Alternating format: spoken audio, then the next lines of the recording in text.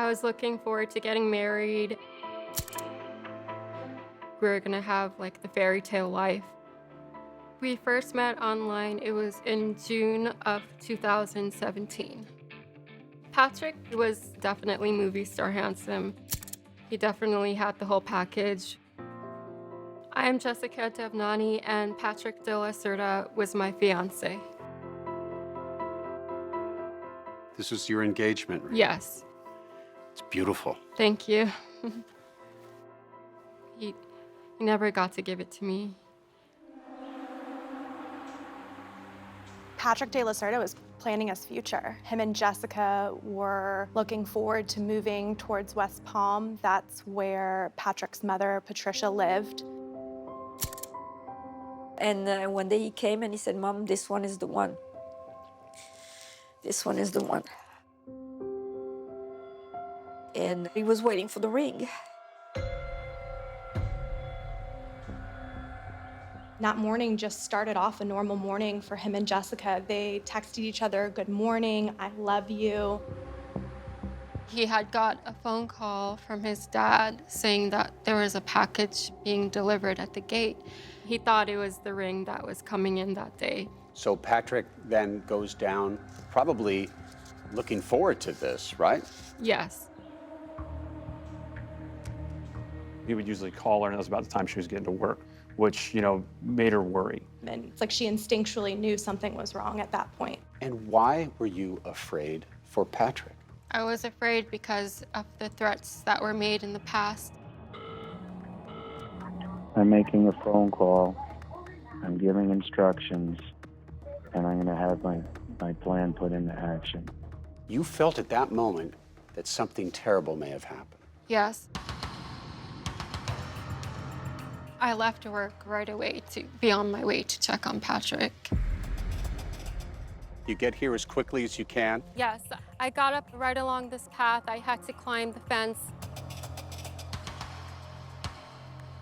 I don't think Patrick de la Cerda had any idea what was waiting for him on the other side of that door. There was multiple shots fired. Patrick was hit multiple times. It appeared that he was killed in like ambush style.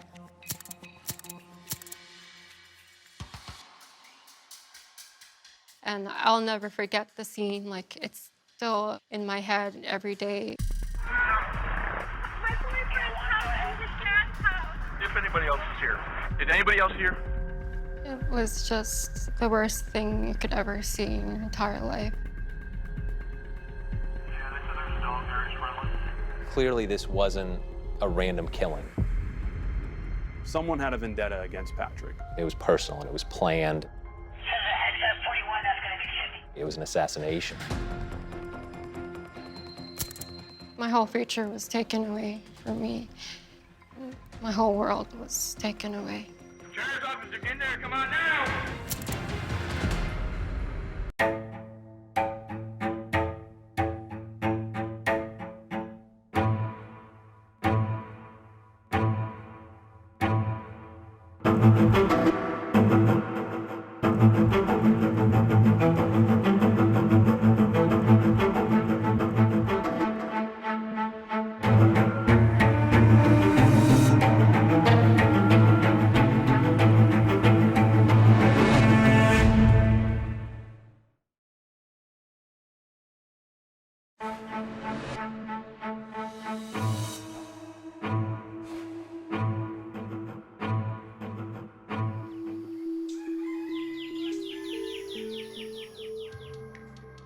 That day, we were at the office, kind of going through casework and paperwork and things like that. What started as a slow Tuesday morning back in 2018 for Volusia County, Florida Sheriff's Detective Chad Weaver changed dramatically 911, where's your emergency? when this fragmented 911 call from a neighbor reporting Patrick de la Cerda's death came in. Has been shot and killed. When did that happen? I don't know. You don't want to try CPR, correct? No, he's dead. He's cold. Within minutes, sheriff's deputies, wearing body cameras, entered this lush 9-acre compound on the outskirts of Deltona. worried that the killer may still be here. Sheriff's office, if you're inside, you need to announce yourself now. When the deputies showed up, they had their guns out and preparing for the worst, but hoping for the best. With the gunman still at large, Detective Weaver took charge of the crime scene as TV news choppers hovered above. As we walked up to that area, you could see a male, looked like he was in his early 20s, appeared that he was suffering from multiple gunshot wounds. Deputies say someone shot right through his front door. 25-year-old Patrick De La Cerda had been shot 4 times by a high-powered rifle, right in the doorway of the house he shared with his father, Max, who was out of town that day. I never got to say goodbye to my son. I never got to talk to him. Nothing. You can see the front door was open. There's glass all over the place. There's a lot of blood. You know, right off the bat, you're going, okay, this is probably going to be a whodunit.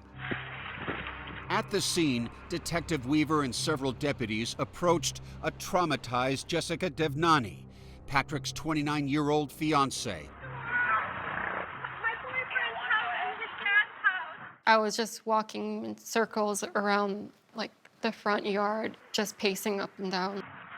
Ma'am, come over here. Stay here, behind the tree. Just 2 months earlier, at this very location, Patrick had popped the question to Jessica and presented her with this temporary engagement ring. It just came out of nowhere. He just asked, like, you know, will you marry me? And what did you say? Of course, I said yes. I was so excited.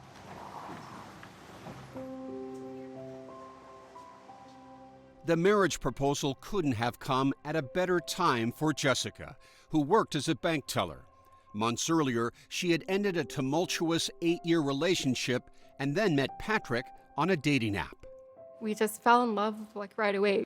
It was a connection from the beginning, so it was kind of like love at first sight. Jessica and Patrick, who worked a construction job with his father, Pat the Builder, partied and played together as their romance blossomed. Patrick ordered this custom-made work of art to be delivered to his home for Jessica's permanent engagement ring. He was a romantic, says his mother, Patricia Rons. Patrick was a wonderful son, and he loved kids, he loved babies, and I really was looking forward to have grandchildren from him. Jessica and Patrick lived in different cities. She was in Orlando, while Patrick lived with his father in Deltona, 30 miles away.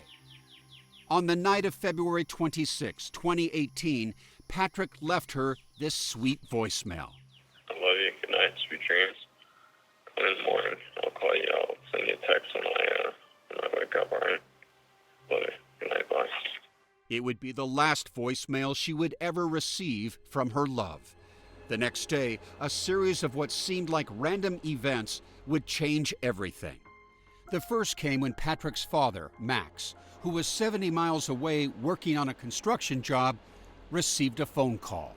So Max gets a phone call from an unknown person stating that they have a package to deliver to his son, Patrick. Max hangs up the phone.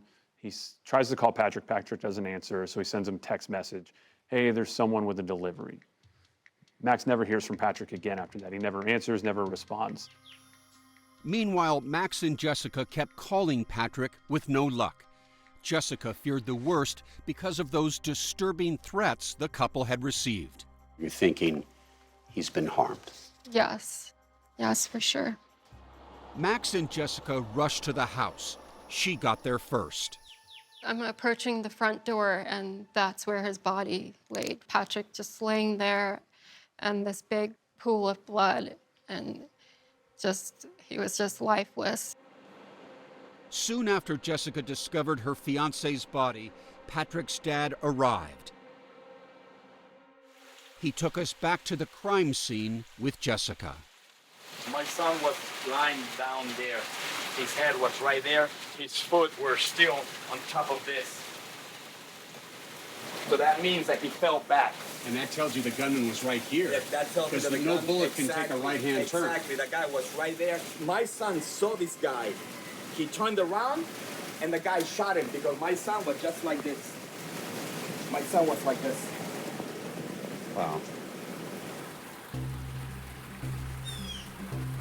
Detective Weaver's team combed through the house. They soon discovered that the killer had taken Patrick's computer. We got a camera above us, too. And the hard drive from the home security camera system.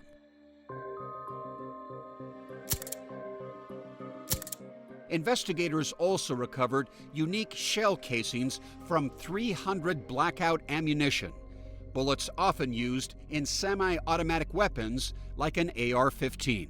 When we saw the shell casings with how close they were to the body, immediately realized that this was a calculated murder. This was planned. But why would anyone want to kill Patrick de la Cerda? Weaver learned about a bizarre incident in 2017. In a strange twist, News 6 discovered the young man has been shot at before. When Patrick called police saying his neighbor had fired some bullets after arguments back and forth about trespassing, Patrick wasn't harmed. There had been some complaints, and maybe Patrick felt that the neighbor was shooting towards their house. This is night footage of the man being tackled and arrested by police for that incident. It was an intriguing lead until Weaver learned the man was in custody on the day Patrick was murdered. So we were able to check him off the list. Detective Weaver then focused on some ominous voicemails that had been discovered. Call me back and talk to me. Which led them to a man that Patrick and Jessica knew quite well. I'll talk to you soon, I hope. I was really scared because, he was always shadowing my life. Learn more about Jessica and Patrick's relationship at 48hours.com.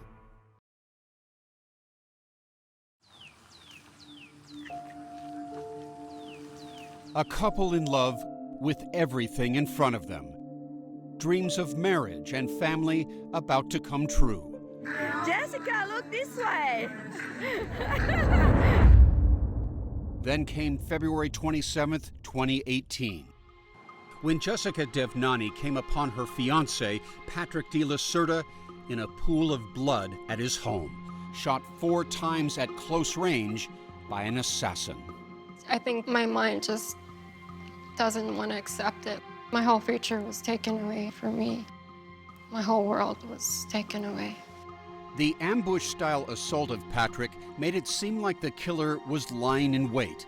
Detective Chad Weaver was hoping Jessica might have a lead that would jumpstart his investigation. And we were speaking to her about any enemies or any problems with anyone that Patrick had had.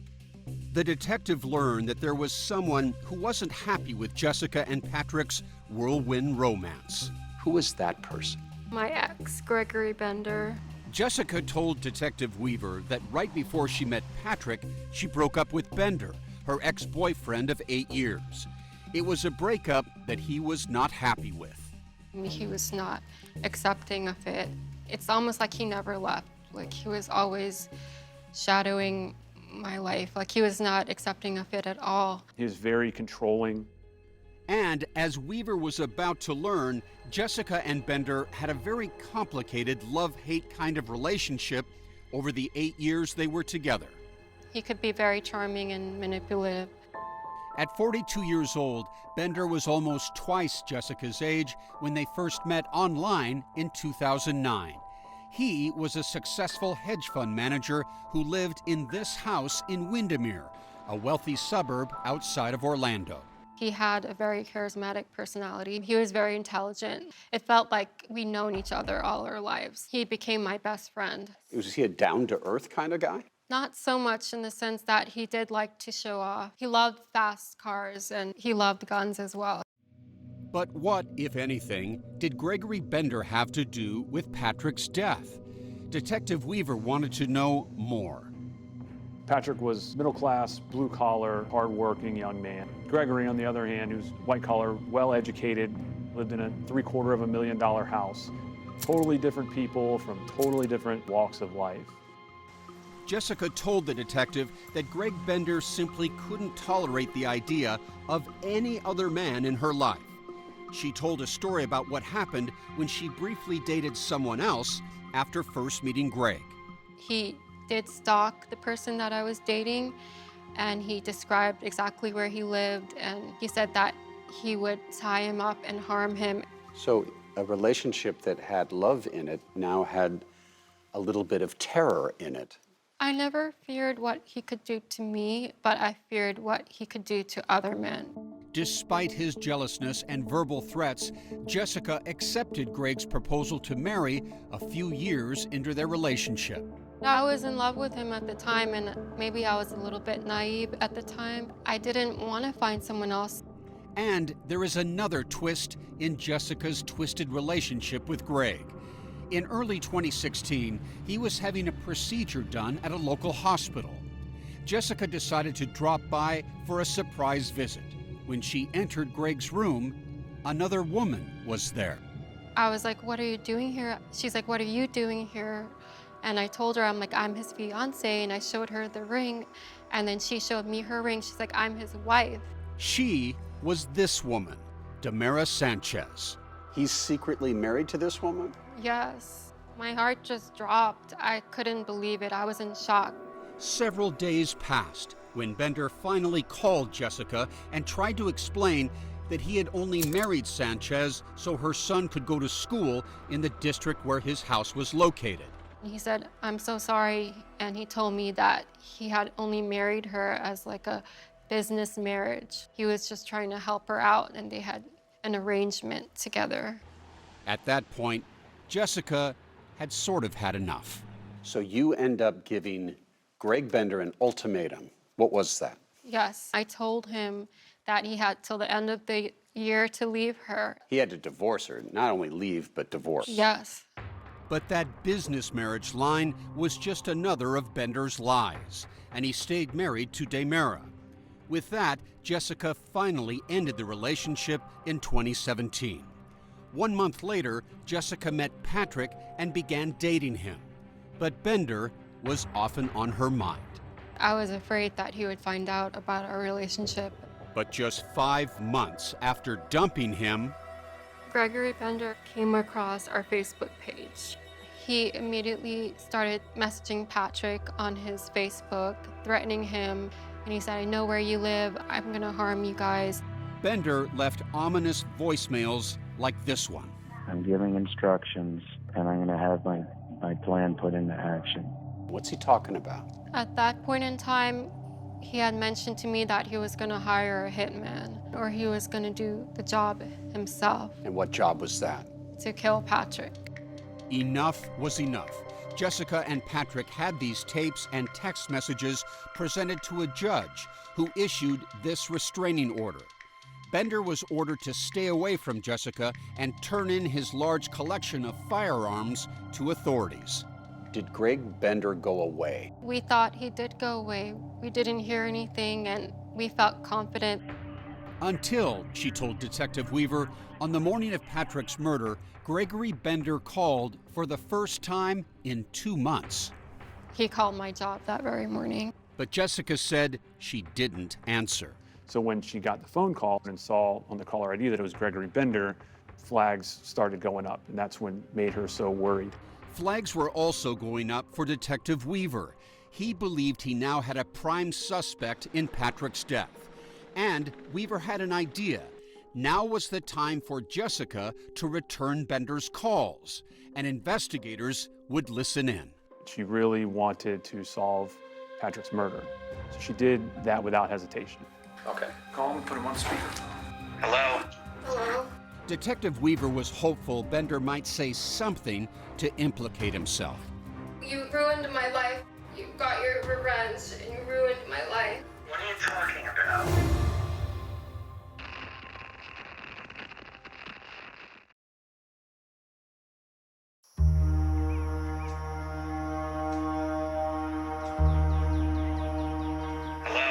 Hello? Hi. Hey. It was a tense, awkward moment. Just a few hours after she'd seen her fiancé's body, investigators asked Jessica Devnani to call the man they thought may have murdered him.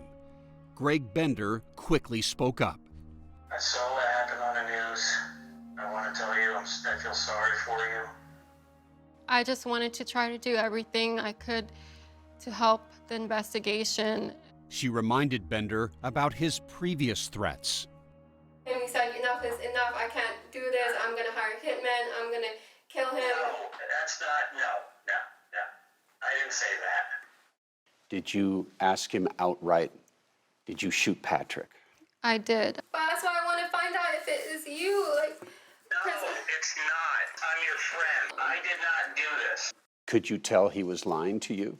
Yes, I could tell he was lying.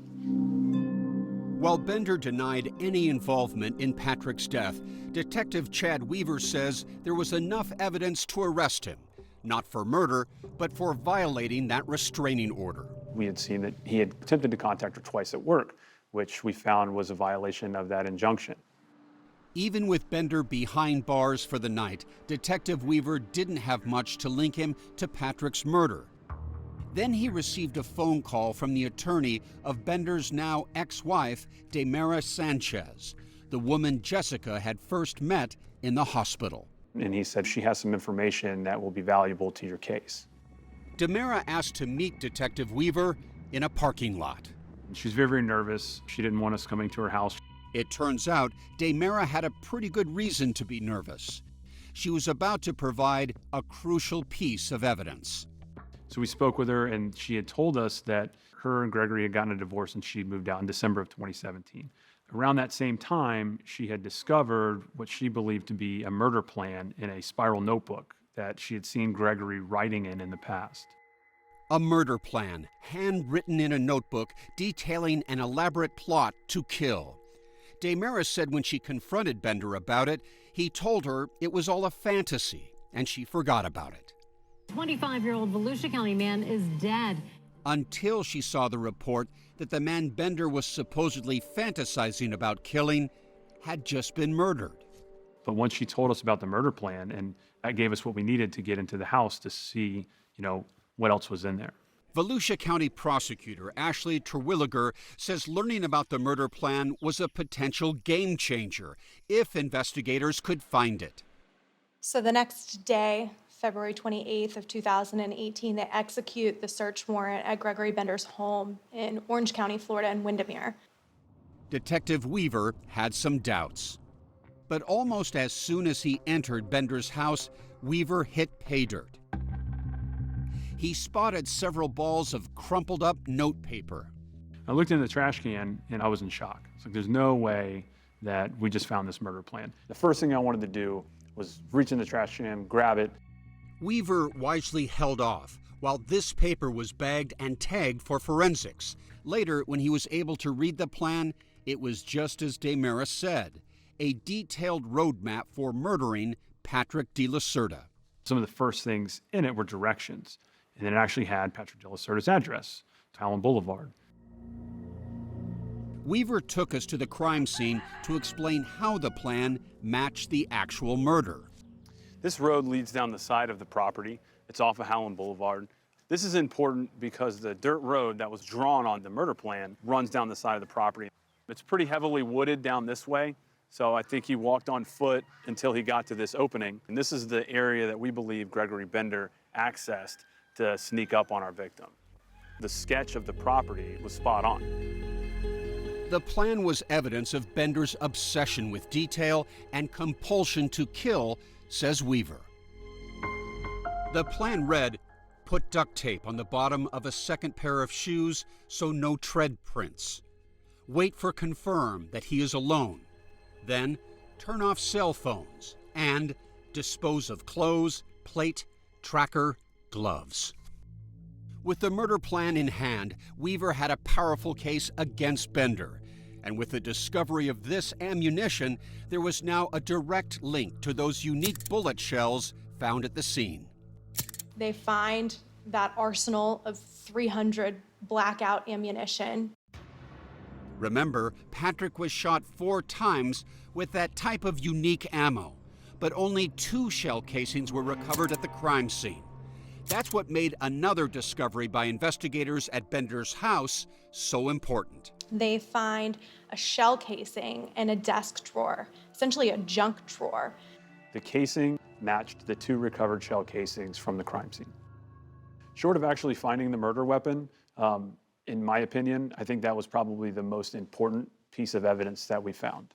That's because the murder weapon has never been recovered, although Jessica remembers seeing a powerful rifle at Bender's house when they dated. The AR-15, the semi-automatic rifle, did he have one of those? Yes, he did. I think it's probably at the bottom of a lake somewhere. The evidence was overwhelming. Weaver now had a clear and concise theory of the crime. Greg Bender was lying in wait in the bushes, just out of view. He made the phone call posing as a delivery man. Patrick receives the text messages thinking that he has a package. And as Patrick answered the door, he shot and killed him. Less than 48 hours after Patrick's death, an arrest warrant was issued for Gregory Bender, charging him with the murder. Volusia County Sheriff's deputies had an easy time locating their suspect, who had been released from jail after violating that restraining order. Bender was in his own front yard, says prosecutor Andrew Urbanik. And Mr. Bender actually showed up, bonded out from the Orange County Jail just a short time after they started executing that warrant. For Patrick's mother, the arrest is just the first step against a man she despises. Psychopath, that's what he is. Do you want me to say his name? I've never pronounced his name. I don't want to pronounce his name. That is hurting my mouth to just say his name. Why did Patrick have to die? Just out of jealousy of a man that was obsessed. He thought that by doing this that I would go back to him. But with no weapon, no eyewitnesses, and no DNA at the crime scene, ultimately, this case is a circumstantial case. Bender and his attorneys are planning a vigorous trial defense. You started dating Patrick in June. And using undercover video shot by a private eye, they plan to challenge Jessica on the stand about the real nature of her relationship with Greg Bender. Why are you dining with Greg and going to Greg's house in November of 2017 if you're happily moving on with Patrick? What do you make of Gregory Bender leaving his murder plan in the trash can?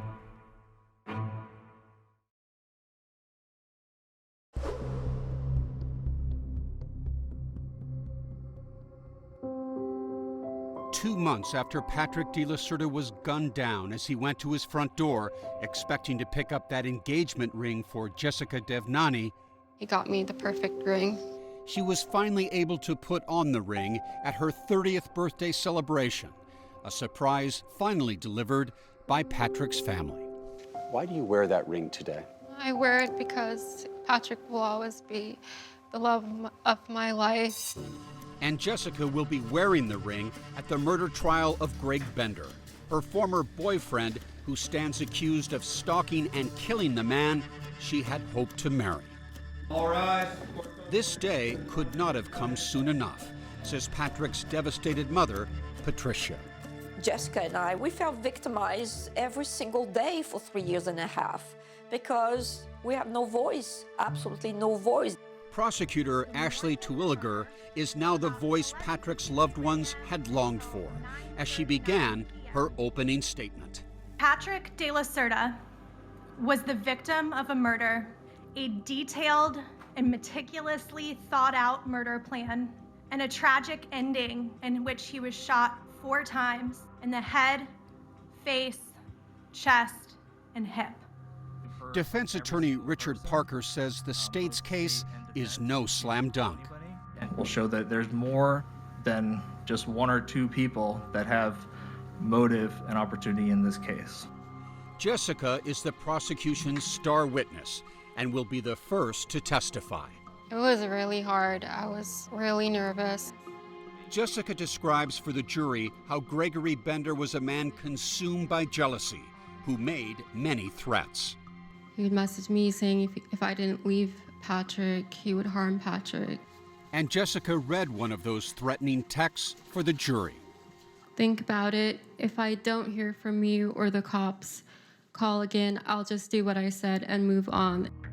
Jurors learned that Bender went to extraordinary lengths to poison Jessica and Patrick's relationship. As you can see on this secretly recorded video, it appears Bender and Jessica are at lunch, and then a week later at a restaurant enjoying dinner, just a few months after she started dating Patrick. Prosecutor Andrew Urbanik. Did you actually see these videos? I did. The encounters were captured by a private investigator hired by Bender. There's a scene of the two of them entering and leaving Bender's home. He's seen rubbing Jessica's leg for the camera. They hold hands.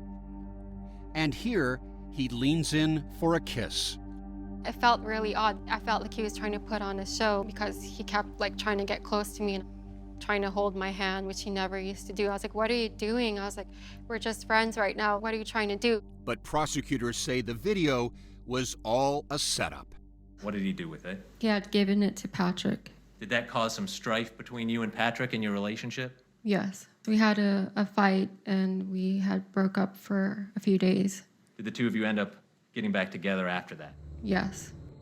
Defense attorneys tried to use their client's video production to convince jurors that Jessica and Bender actually were more than just friends. Why are you dining with Greg and going to Greg's house in November of 2017 if you're happily moving on with Patrick? Because the defendant was threatening and I was trying to calm him down. And he said that if I went to see him, he would not harm anyone. The defense tries another tactic, making what prosecutors say is an unfounded allegation that Patrick's father, Max, was attracted to Jessica.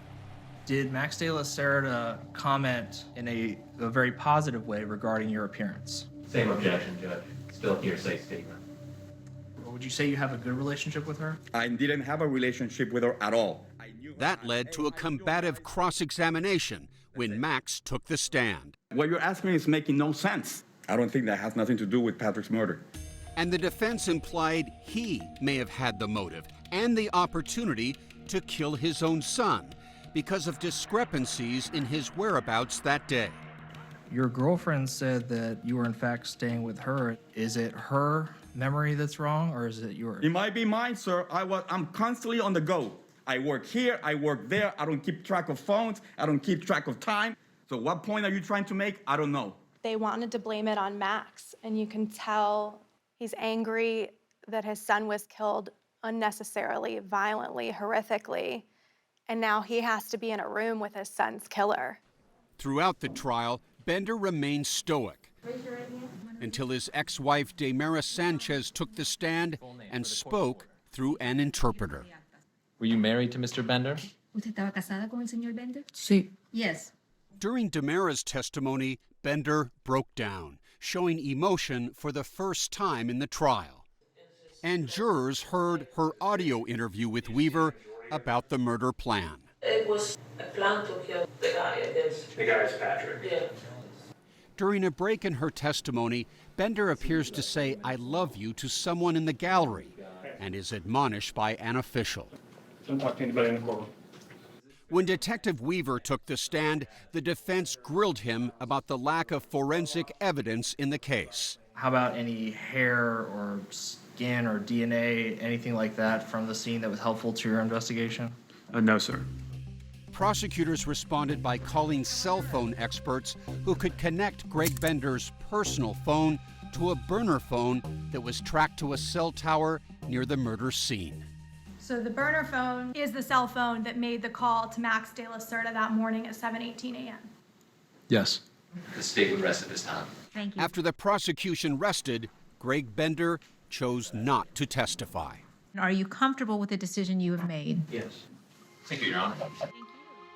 For closing arguments, prosecutors said Greg Bender was the only person who had motive to kill Patrick. He couldn't take that Jessica left him and wouldn't come back to him because of Patrick de la Cerda. Counsel, you may proceed. In his closing, defense attorney Richard Parker insisted that Bender's murder plan did not equate to guilt. This case is about the difference between a fantasy and reality. People should not be judged on their worst thoughts just because they put them to paper. But that's what they're doing in this case. Finally, after 4 days of testimony, the case went to the jury. Prosecutor Andy Urbanik was uncertain about what verdict they'd come back with. Once it goes to the jury, we can't make any guarantees. But Jessica Devnani was confident a guilty verdict would finally put an end to Bender's reign of terror. It's my understanding you have a verdict. I just wanted to see the expression on his face.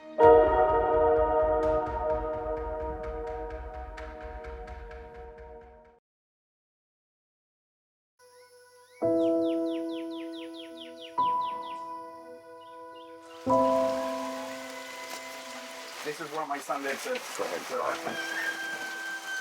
We'll follow you. This is his place. Okay, this was Patrick's place. Memories. This is for my Christmas card that he gave me. Tender words from a son. Dad, with all my love, thank you for always being there for me. To many more years, love, Patrick. Max de la Cerda surrounds himself with reminders of his son, That's Patrick. taken violently and far too soon. I feel my son's present here. I haven't moved his stuff. I have, everything is pretty much the same because I love this kid so much, man. The only reason make me feel better is that I lost my child for love. Patrick's mother, Patricia, has found some solace in her suffering. He had love in his heart when he passed. He was going down the stair to get the ring. And Jessica Devnani still wears that very engagement ring in honor of a marriage that never took place. It's been hard past 3 years. Like, I've been living in respect to Patrick. But now, Patrick's loved ones huddle together, hoping finally, 3 years after Patrick's murder, the jury will give them justice. State of Florida v. Gregory Bender. During 4 days of testimony, they relived the horror of his death, listening to excruciating details of Bender's murder plan. We can see an entrance wound on the right side of the face. It's my understanding you have a verdict. Is that correct? As the verdict was about to be read, Bender looked directly at Jessica. He was looking at me. I don't know what was going on in his head. Madam Clerk, if you could please read the verdict. We, the jury, find the defendant, Gregory Bender, as follows. Guilty of the charge of first-degree murder as charged in the indictment. And it's guilty, and he's faced as what? Nothing. Absolutely nothing. In Florida, a conviction of first-degree murder carries an automatic life sentence without parole. So just moments after the emotion of victory, Patrick's loved ones are allowed to address the court as Greg Bender listens just a few feet away. First, Your Honor, Patrick's mother. I want to thank all of you for having put evil where it belongs. Jessica then spoke, but chose not to look at her tormentor. You will not win. You have only lost. I hope you feel some peace, Patrick. Rest assured, the man who took your life is going to pay with his own life now. Then it was Max's turn. I will miss my son, and I regret that I wasn't there for him to save him.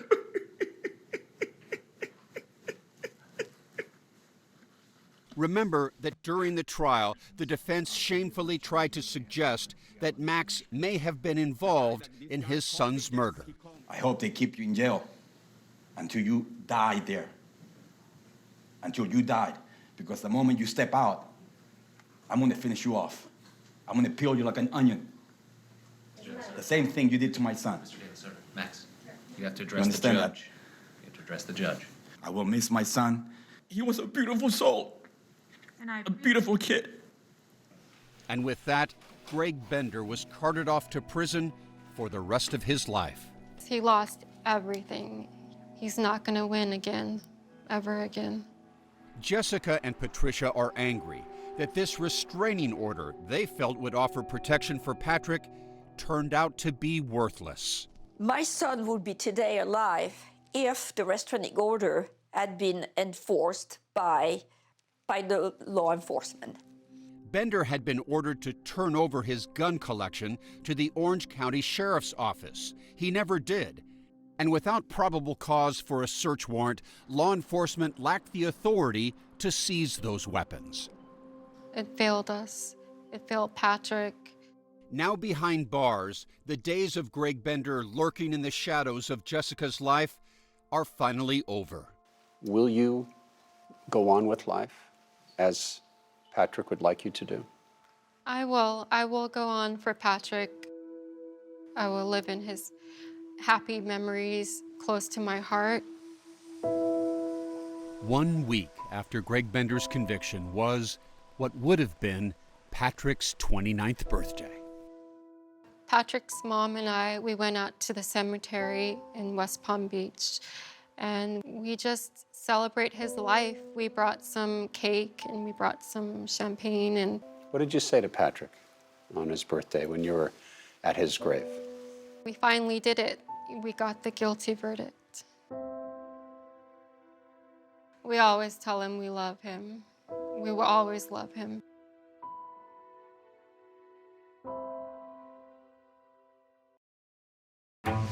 Accused of his mother's murder at 14. What kid could commit a crime that violent and not leave any forensic evidence? Then sentenced to life. The state never really had any case against this kid. Was he wrongfully convicted? She was very close with Michael. He was her baby.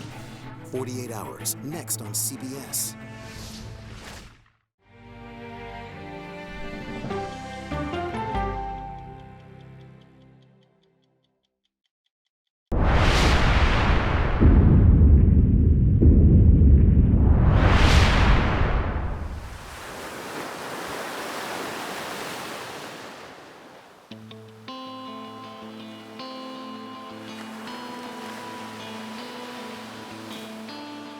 Angel Down's first love was the beach. From the time we were kids, I think the beach was just always a part of her life. I'm Susan Bloodworth, Angel Downs' younger sister. Angel was a free spirit. She was very loving and caring.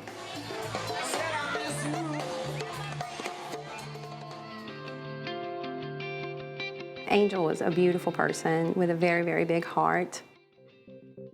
Angel Downs was one of my best friends. My name is Stephen Nodine. I'm a former county commissioner in Mobile, Alabama, a former city council member, and a political operative. We loved each other. We loved being around each other. And I had a 6-year affair with her while I was married. Steve Nodine was a very well-liked politician. I'm Jack Tillman, former sheriff of Mobile County. He run with some pretty powerful people. And apparently he had connections in Washington. When I first met him, he was very charming, very sweet to her. She fell for him, she fell in love, but as time went on, she realized Stephen was not leaving his wife. Anytime she would try to end the relationship, he would get angry. Stephen Nodine had a double personality. One moment he was happy-go-lucky, but if you made him angry, he turned into a completely different person. I just asked her, I said, what is it gonna take for you to leave him? For him to kill you? I never seen a violent side from him, never. 911, what is your emergency? Someone has been shot. Unit 501, female is laying on the ground, bleeding heavily, gunshot wound to the head. Every bit of evidence showed it was a self-inflicted gunshot wound. There was a red truck here, and he left very quickly, and I'm pretty sure the man's name is Stephen Nodine. I've been wrongfully accused of the murder of Angel Downs. There were several occasions where she said, I'm probably going to lose my life to him. There's a lot of theories out there, but I know that when I have to meet the Lord God Almighty, I can stand up there and say that I did not shoot, harm, hurt Angel Downs in any form or fashion. I was adamant. Her friends were adamant. We were all adamant it was not suicide. Stephen killed Angel.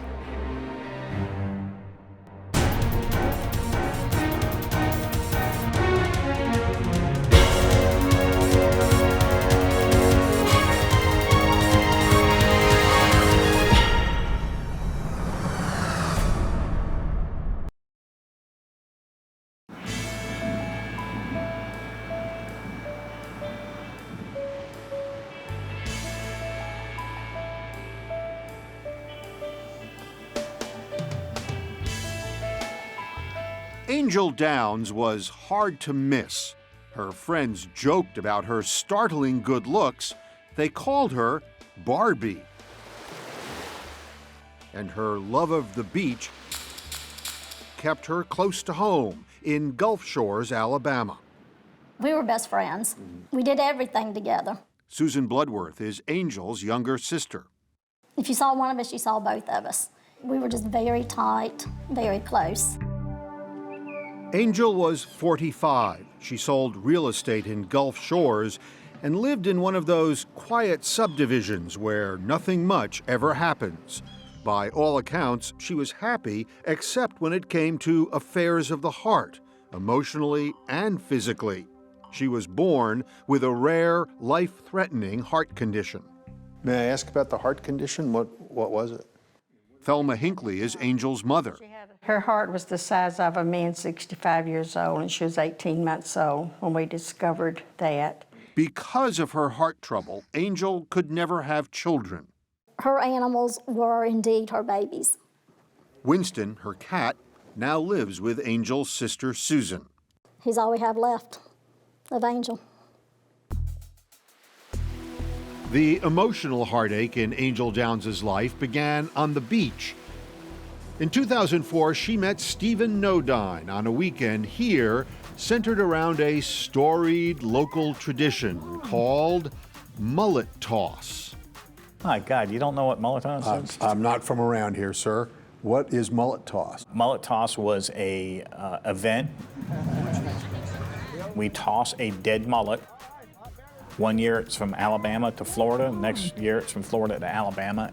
It's a beach party. It's a big fundraiser for the Marine Corps. One of my greatest assets was that I was a celebrity mullet tosser. Ladies and gentlemen, have a picture with us. our celebrity tosser is Steve Nodine. Good fish. How'd you do? How far'd you throw? 85. We were just down there having a good time, and we met through some friends and hit it off right away. Nodine had just been elected a county commissioner for Mobile County, Alabama. He was also married, although he says the marriage was on the rocks. I lived in separate bedrooms with my wife for 14 years. He began an affair with Angel Downs, who lived 50 miles away in Gulf Shores. We spent the weekends on the beach, down there playing Frisbee or, just enjoying ourselves. Mm-hmm. You didn't really keep this secret. No. I mean, you were seen in public with her all over the place. Sure. In front of media. Yeah. Why did you do that? Just because I was arrogant. Right next to that big hole up there. That's where your office was? Yeah. He was also powerful, with powerful connections and the pictures to prove it. There are only 3 county commissioners in Mobile. They control the money. Nodine built roads and parks and bridges. Once you meet Steve, he's such a dynamic personality. I mean, he just latches on to you, and you don't forget him. Jack Tillman is the retired sheriff for Mobile County. So if I'd come down here and say 2007, 2008, and I mentioned the name Steve Nodine, what would people say? Oh, they thought he was a tremendous commissioner. But now, as far as his personal life, I don't know.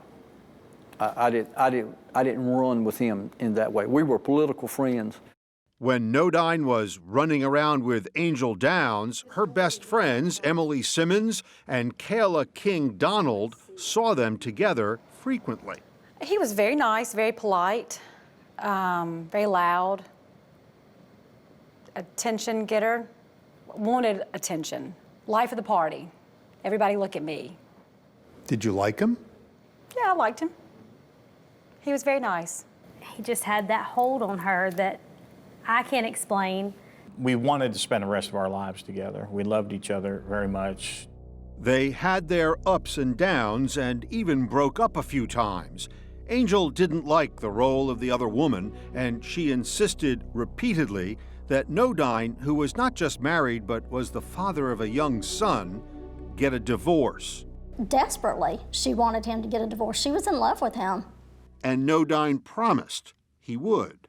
About 6 months to a year into the relationship, she started questioning why it was taking so long for the divorce to be final, and then he Probably about a year into it, told her that he had never filed. How did she feel about that? Not very good. Do you understand why you didn't get divorced? Sure. I wanted everything. I wanted to have Angel. I wanted to have my family life to come back over here in Mobile. I wanted to escape to the beach when I could, to live two different lives. It all worked pretty well for Nodine for 6 years, until May 9th, 2010, Mother's Day. It was a beautiful day. Were you getting along? Absolutely. Angel looked very happy in photos taken just hours before she died. We had a normal day. I mean, no fighting, no arguing. Until Nodine dropped Angel off at her house and left to go home to his wife. When we dropped each other off, and again, the comment was made to me that, oh, you're going back to your wife. I assumed she was pissed off. I more than likely said, I love you, big. And then I left, got up the road, forgot my wallet. Nodine turned around and went back to Angel Downs' place. We rented a similar truck and retraced his steps. When I came back to get my wallet, I parked parallel to her house. My radio was going, my stereo, and my air conditioner was going. Did you see her at all? No. When I came in to get my wallet, I came in, I grabbed my wallet and left. And that's when this quiet subdivision suddenly stopped being one of those places where nothing much ever happens. Before the gunshots, had you seen the truck here? Oh yeah, the truck's been here. Angel's neighbor, Roger Whitehead, who's a firefighter, will probably never forget that evening. I think there was a gunshot. Mr. Nodine was still here, and then he got in his truck and left. I did not shoot her. I did not harm her.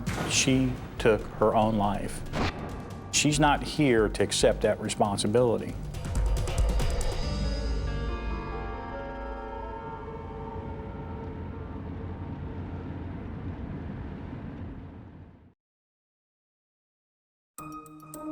We continue to follow some breaking news out of Baldwin County. Police say a woman was found shot to death last night at a condominium.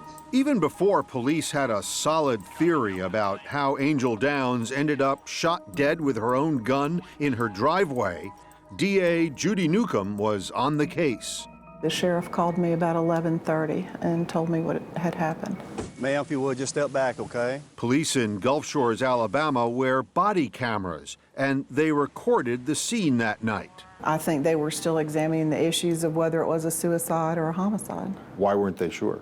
It's someone who's shot in the head with their own gun, which statistically would be a suicide, and what everybody's first impression when they see it is, oh, someone killed themselves. It had one still in the chamber and 6 left in the magazine. Her gun lay just inches away. Did it ever cross your mind that this could have been a suicide? Never. Not one time. But Angel's closest friends and her family knew 4 years earlier, she had tried suicide. Angel was going through a very difficult period. At that time, I think she realized Stephen was not leaving his wife. In 2006, she took an overdose of pills. How did you find out that she had taken all those pills? Well, in 2006, she actually called me to tell me she was sorry for what she had done. She was so sorry for ever hurting me. By continuing the relationship Right. with Stephen Nodine. Right. And that suicide attempt is just one fact that makes this case so hard to figure out. It obviously became a huge red flag immediately in May 2010. But her sister says Angel died with plans for the future. She was expected at a dinner party that night and had just made appointments for the following week.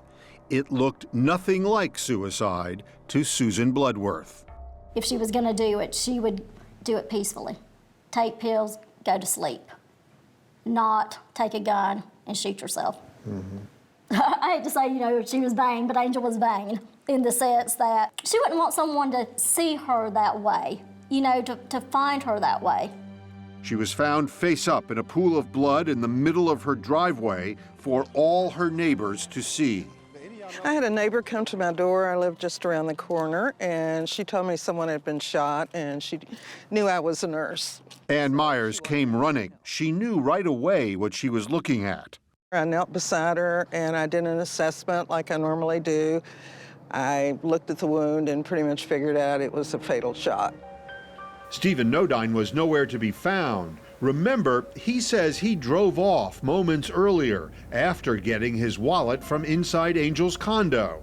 And he says when he pulled away from her driveway, he saw nothing and heard nothing.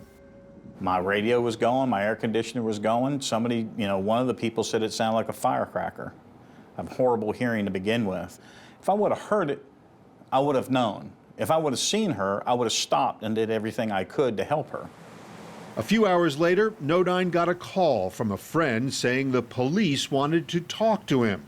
So he called his lawyer. I said, what the hell's going on? And that's when he told me that there had been a shooting on Fort Morgan Road of a blonde-haired young lady. I immediately knew, obviously. You knew? I didn't know really, but I had a horrible sinking feeling in my gut. Nodine went right to the police. How long were you there? Hours, 4 hours. 4 hours? Offered to take any test. How did they treat you? I mean, did you feel like you were a suspect? No, absolutely not. But he was wrong. Authorities didn't believe his story about what really happened earlier at the condo and also questioned what really happened afterwards. He told them after leaving Angel's, he first stopped at a convenience store where he's seen on surveillance tape. Then he went to this golf club, but it was closed. Next, he says he drove to one restaurant, changed clothes in his truck, but then decided that restaurant was too crowded and ended up, again on tape, at this restaurant nearby. And that's where you ate? Didn't eat, drank some coffee, drank some water, and watched the game. The next morning, I received further calls from law enforcement. What were some of the things that had concerned the police? Well, I think the statement Mr. Nodine gave that night, I think the more they looked at the scene. The truck's been in and out here, you know what I'm saying? What they knew about the day, just different issues were concerning them. It was like the gunshot and he was pulling off. That it, in fact, could be a homicide.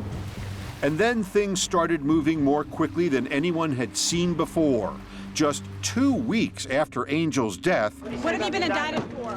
Stephen Nodine was indicted for murder and arrested. The timing raised some eyebrows because DA Judy Newcomb was up for re-election, Fighting crime. and Election Day was just days away.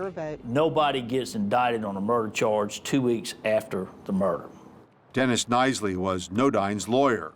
You put it together with being 8 days before the election, it appeared to be not so much going after Steve, but an opportunity to have some high-profile prosecution immediately before the election. Did politics and your desire for re-election play any part in the way you handled this case? No. Not at all? Not at all. Most people know that I'm probably the least political person in Baldwin County. Did you ever think you'd find yourself in handcuffs, Steve? Nodine was pretty well known to the police, and not just because he was a public figure. In 2009, before Angel's death, traces of marijuana were found in Nodine's county-issued pickup truck. He was forced to resign. Nodine admits he smoked pot to control hip pain and later became addicted to prescription painkillers. He got addicted to Lortabs, and he was abusing them at the time of this arrest. Nodine's problems were piling up. Shortly after he was indicted for murder, prosecutors here in Alabama discovered he had guns. None of them had anything to do with Angel's death, but he was still charged under a seldom-used federal statute for being a drug user who owned guns. I believe it was collusion between the U.S. Attorney's Office and the Baldwin County DA. It was first things first. The gun case would have to wait for the murder case, and it took 7 months for that trial to begin. It had been probably the most publicized murder case in South Alabama in, 50 or 100 years. Did you shoot your girlfriend in the head? Prosecutor Judy Newcomb was in the spotlight and on the spot. Remember, she had no forensic evidence, nothing to physically tie Nodine to Angel Downs' death. But she told us she was ready for trial. Other than some of the big cases people do on television, and a whole lot of cases that we do, there's not a lot of forensic evidence. With their animals. She'll get some help from Angel's friends and family who say Nodine could be not just controlling, but frightening. Her sister says he stalked Angel online and in person. He would do drive-bys. He would come by her home. He would send her text messages and say, I see someone's at your house, who is it? He would leave notes on her car. Did you stalk Angel? Absolutely not. Even during these periods where you were fighting and all, when you would break up, did you do anything that could be interpreted as stalking? Not in any sense. Imaginary or likewise. I mean, there's just no way. But Emily Simmons and Kayla King-Donald say Angel told them Nodine beat her and pushed her several times. Nodine denies it all, and there were no police reports filed. But the friends say in the weeks before her death, Angel was getting more afraid of Nodine. She just broke down in tears in her kitchen. And I said, why are you crying? And she said, he's not the same person I've known all these years, Emily. He's changed. Just always know that if you ever find me dead, he killed me. I'm sorry? If you ever find me dead, he killed me. And the DA knew she could count on some powerful and chilling testimony about the last few moments of Angel Downs' life. Angel was obviously scared for her to pull her gun and call me and ask where to shoot someone.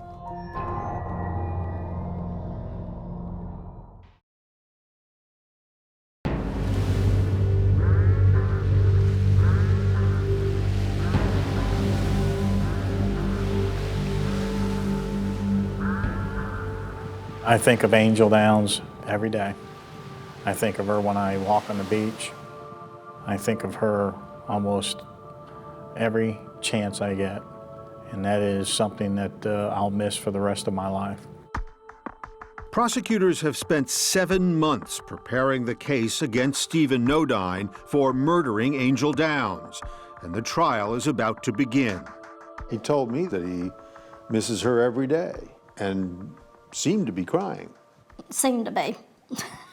I can't believe it. I don't believe it. I believe it's an act. He's a politician. Turn the waterworks on when you want to, flip the switch. How do the handcuffs feel, Steve? Nodine, the one-time county commissioner, was now a defendant in a murder case. And his lawyer, Dennis Nisley, says that meant a big adjustment.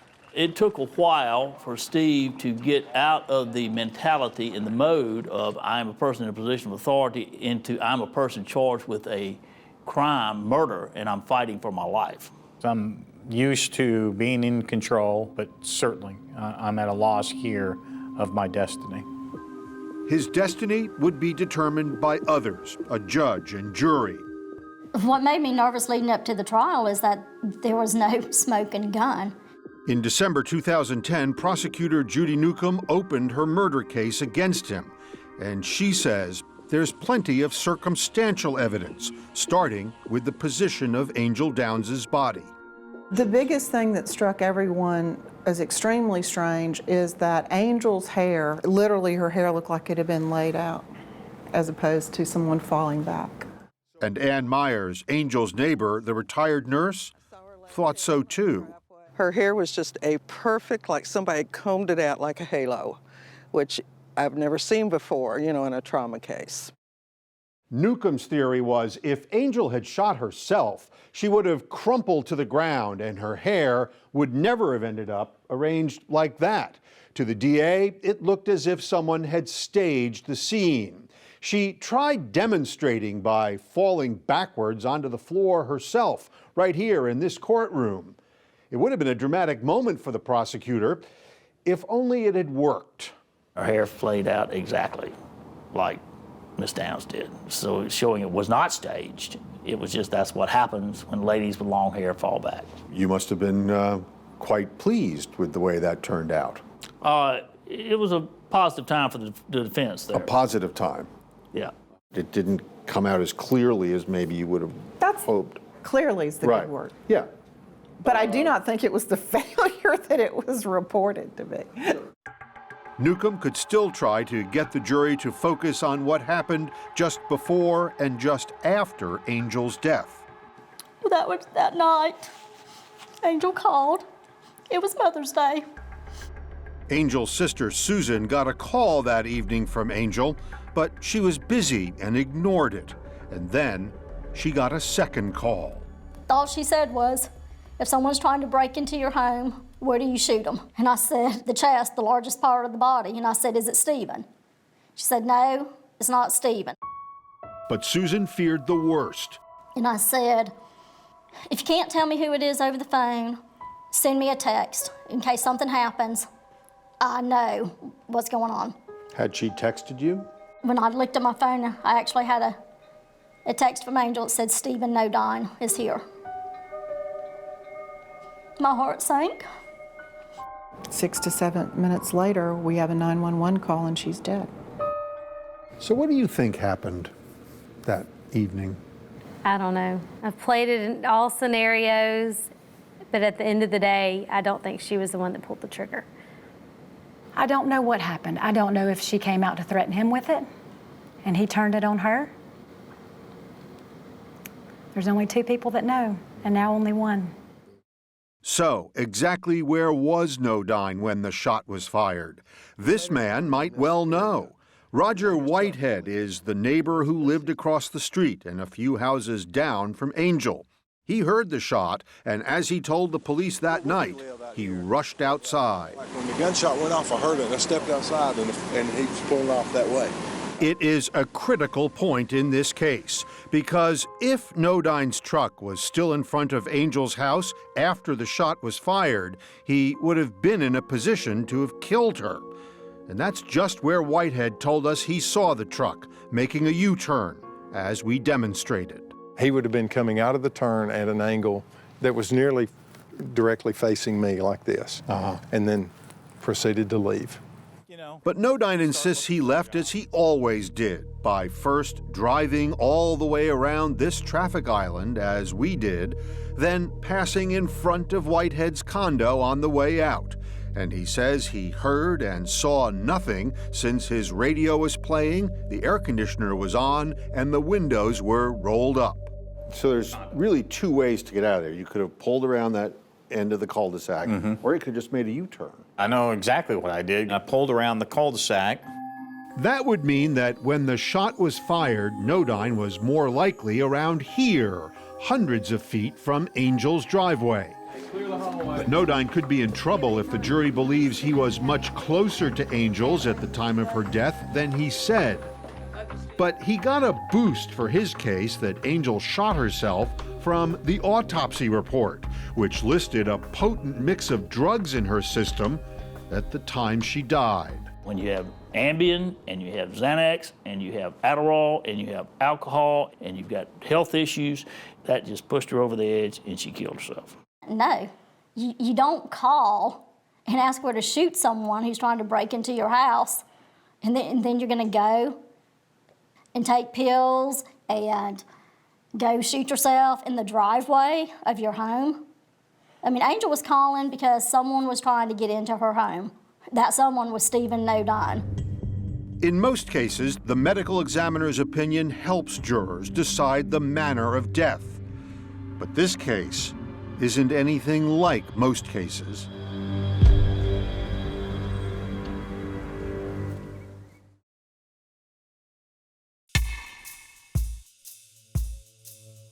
In December 2010, when Stephen Nodine went on trial for murdering Angel Downs, prosecutor Judy Newcomb knew this was a tough case.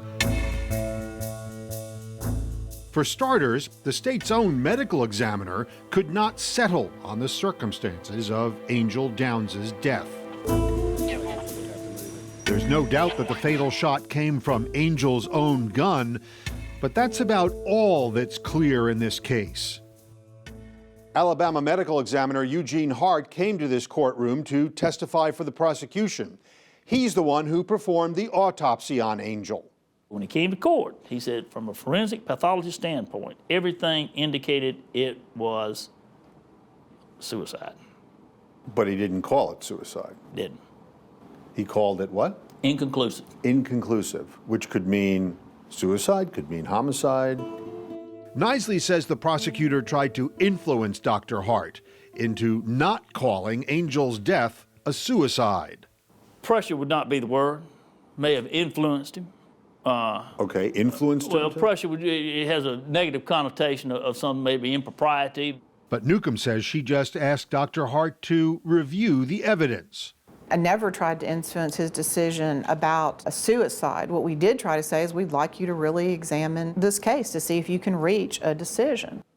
Hart would not call it murder, so Newcomb called in another medical examiner from another state, Georgia. He did not examine Angel's body, but 3 months after her death, he did review crime scene photos and other evidence. And when he rendered his opinion, it matched Newcomb's. His opinion was that it was a homicide. Homicide. So the jury heard 2 experts, both working for the prosecution, with 2 different opinions about how Angel Downs died. One said it was homicide, the other said he couldn't be sure, but it looked like suicide. The jurors also had to sort through different theories about how the gun was held to Angel's head. Angel would have had to be kind of cocked back like this, the way the angle of the gun was, to commit suicide. And that's not natural, someone who's going to commit suicide. This was pressed so hard against her head, there was a muzzle imprint. Defense attorney Dennis Knisley thinks the evidence about the gun helps his client. So the gun was against her head like this? Right hand, gun, exactly as you would expect the gun to be, up and slightly back if it was a self-inflicted wound. The gun was laying down beside her body. There was absolutely no signs of struggle on her or him. There was no blood on his truck. There was no blood in his truck. There was no blood on him. There was no blood on his hands. There was no blood on his clothing whatsoever. But no tests were required or done at that time for gunshot residue on either Nodine or Angel. And no fingerprints were found on Angel's gun. You had gloves on before you touched that, didn't you? Yeah, I did. They had taken the gun and they had tested the gun without testing it for fingerprints until it came back. The gun had already been handled by forensics and everything else and wiped down. That's why they didn't have any fingerprints. All of that, plus Angel's previous suicide attempt, proves, says Knisley, that she shot herself. You're going to see blood down. Still, DA Judy Newcomb thinks, given the strange stories Nodine told police and the allegations that he beat and stalked Angel, she's proved her case. I think the totality of all the circumstances, I mean, you know, unless you have a video of a crime, and, you know, in today's world, sometimes people think we should have a video of every crime. We have to apply our common sense and logic, and, you know, I support the case that we built against him. Well, where do you live out here? Angel's neighbor, Roger Whitehead, the man who comes closest to being an eyewitness, is not so sure. If you were a juror, would you convict Stephen Nodine of murder? No, sir. Because? We were supposed to be convicted beyond a reasonable doubt, but I have no idea what transpired here that night. That was up to the jurors to decide. They wrestled with the evidence for 6 hours and came back deadlocked on the murder charge. The judge had no choice. He had to declare a mistrial. We wanted to get a verdict and we were hoping to put this behind us now. I was disappointed that they weren't given a longer time to deliberate. We wanted him to be found guilty of murder. We believe 100% it was murder, that he murdered her. Stephen Nodine was a free man, but only for 4 months. He agreed to plead guilty to that old federal gun charge, possessing a gun while using drugs. God will show the way. And that put him away for a year in prison, while Alabama prosecutors decided whether to retry him for murder. That was now up to Hallie Dixon, the newly elected district attorney who had defeated Judy Newcomb. And it was one tough call for her. The public had been completely convinced that this was a murder.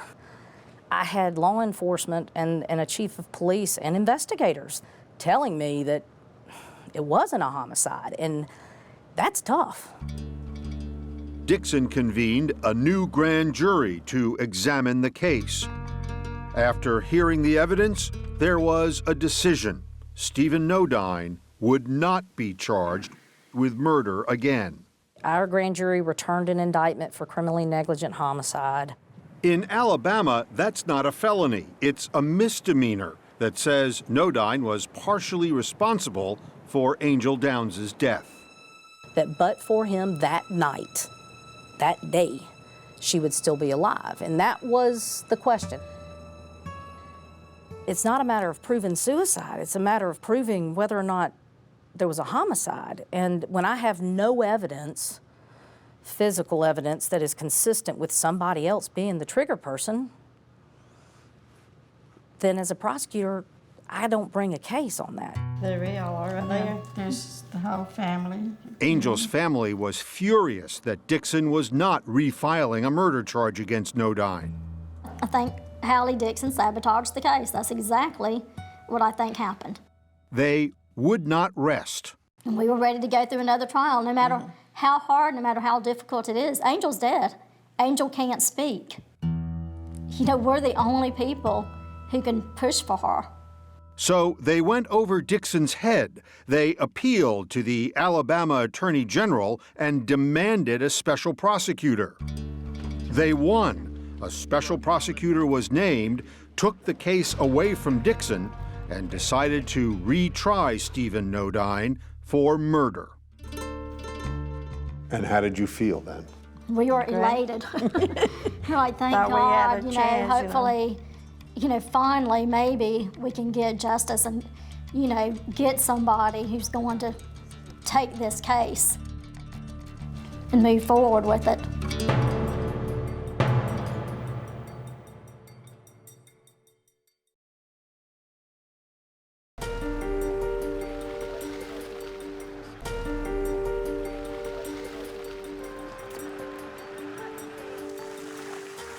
Just hope that there's peace for everyone. We can move on with our lives. Once again, Stephen Nodine finds himself in a familiar place, a courthouse. And this time, he isn't just asking for help from his lawyer. We pray for real fairness and compassion, that Steve, oh Lord, now will be able to put this behind him in Jesus' name. Amen. Amen. Amen. Thank you.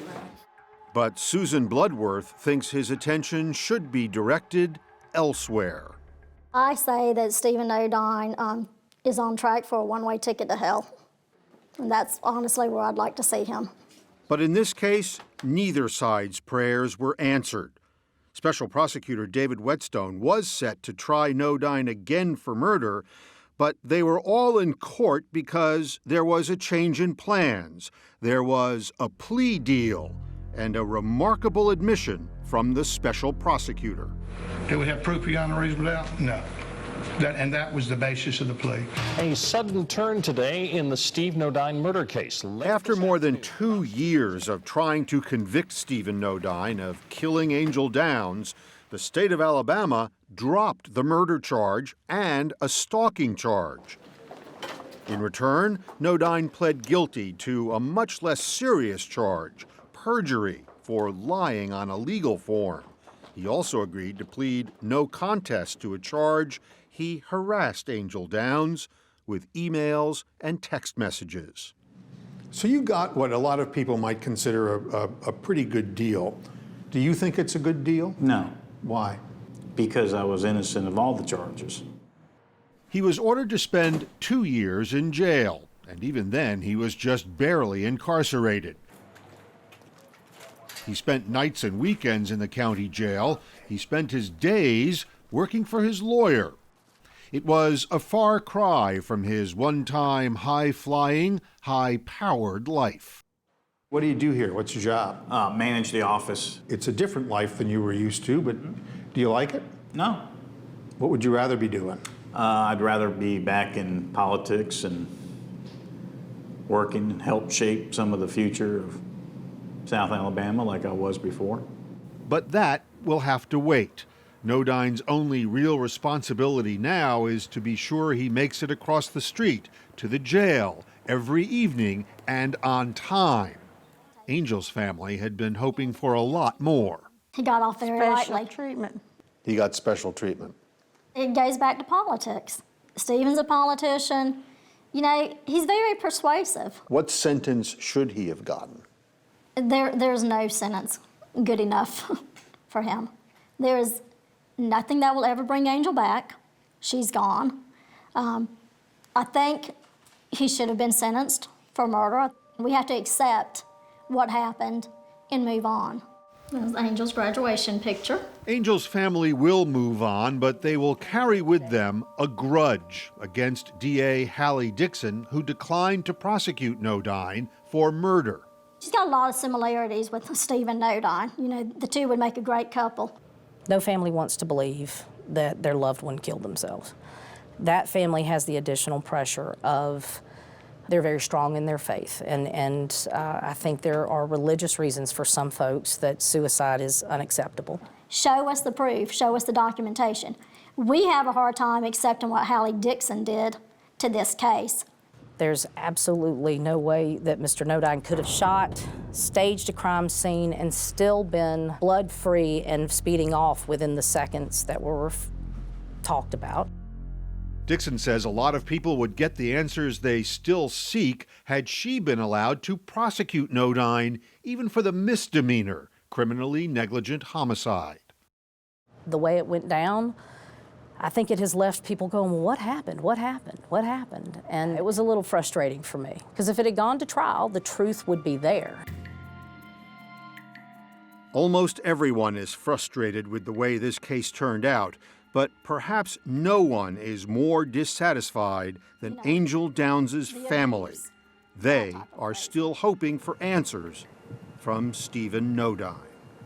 It's hard the not knowing unless he tells what really happened that night. What really happened that night.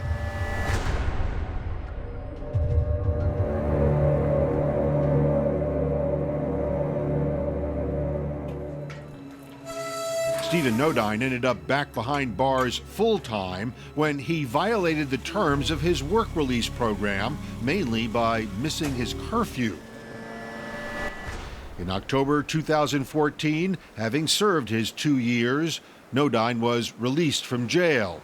His wife had divorced him, but he was reunited with his son.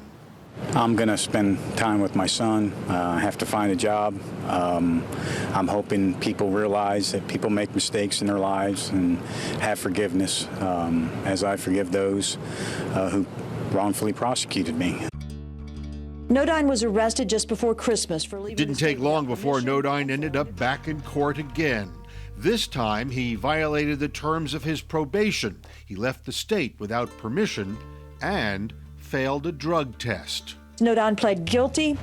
His probation was revoked, and he was sentenced to 60 days behind bars. And that was probably the end of Stephen Nodine's hope for a return to local politics. He's back out of jail, but unable to find a job in Mobile. So Nodine decided to move to Florida.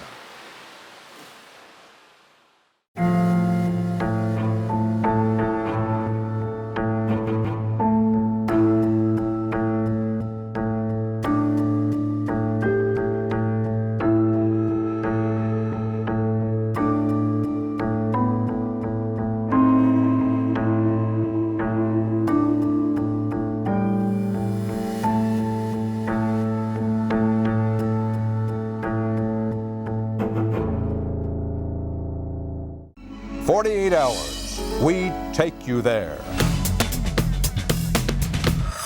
We planned a life together forever. Pat and Elizabeth were high school sweethearts. We very much wanted to be married. They had 2 children, Ted and Chris. He's a devoted husband and certainly a devoted father. Their lives seemed picture perfect until Dad suddenly vanished. The last thing I remember is waiting for him to come home at night.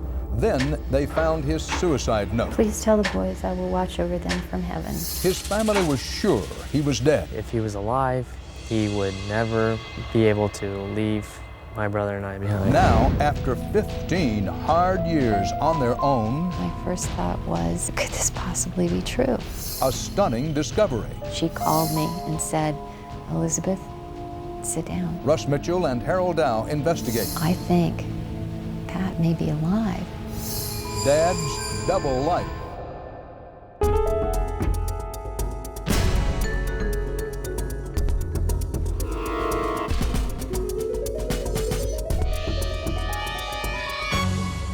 You're leading a perfectly normal life with a good job and a wonderful family.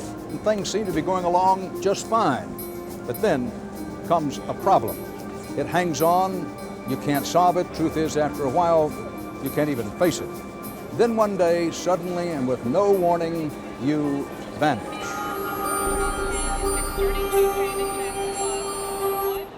What if someone you thought you knew well, someone you depend on, someone you love, just disappears?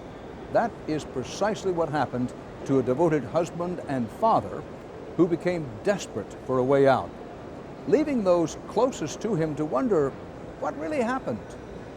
Russ Mitchell begins to unravel the mystery of a dad's double life, a life that was once picture perfect. The spirit of the times was long blonde hair and Beach Boy music, and the future is all yours to take and everything good is going to happen. In 1964, Elizabeth Schenck, a 16-year-old schoolgirl, began dating a boy who would change her life forever, Patrick Hennessy Welsh. Pat was the kind of person that would be characterized by anyone as a really good catch. And so Elizabeth Schenck became Elizabeth Welsh. Elizabeth, whose nickname is Peachy, and Pat had 2 sons. They are Ted, the kind of sons and Chris, that a mother would pray for, let alone be proud of. Tell me about those early days of your marriage. How would you describe them? Oh, my characterization would be they were very, very happy. And by all appearances, the Welshes were happy. I would have to characterize him, too, as a devoted husband and certainly a devoted father. I mean, he was close with those boys. But after a few years of marriage, there were money problems. I was totally blindsided by it. Problems which Pat had kept secret from Peachy. We had been on a vacation, and he was very distraught, and it was hard to get him to stand still to tell me what the problem was. The problem was Pat had stolen $23,000 from Ohio State University. That was out of the blue. Where he worked as a fundraiser. And out of character, as far as I was concerned, and as far as everyone that knew Pat Welsh was concerned. He was the fair-haired boy. In 1980, Welsh was convicted of embezzlement, sentenced to 30 days in jail, and ordered to pay restitution. It had been difficult to try to explain to the boys. They had to understand that their dad had done something that wasn't right, and he was making that better. For over 2 years, Pat did try to make things better. In a wedding anniversary card that he gave me, he slipped a note which said, "Things will be better, we'll be Pat and Peachy again, just relax and trust me." And I believed that. Until January 21st, 1983. We had made an agreement to meet up at my father's house that evening for dinner. Pat owed my father some money, and he was going to repay it that night. But during dinner, Pat called from his office to say he wasn't going to make it. And if it was all right with my father, he would repay him the money the next day, and that I should go ahead and go home. The last thing I remember is waiting for him to come home at night and watching the snow fall and just waiting for his car. But Pat Welsh never came back. I imagine that he probably ended up in Iraq, or he was doing something else. Ted Welsh was only 10 years old. But he was going to be right back. He didn't appear on Friday night and Saturday morning and Sunday. Everybody had always told me that he has to be dead. Chris Welsh 23, was only 7. If he was alive, he would never be able to leave my brother and I behind. Elizabeth, can you tell me what your reaction was when you got this letter? No. 15 years ago.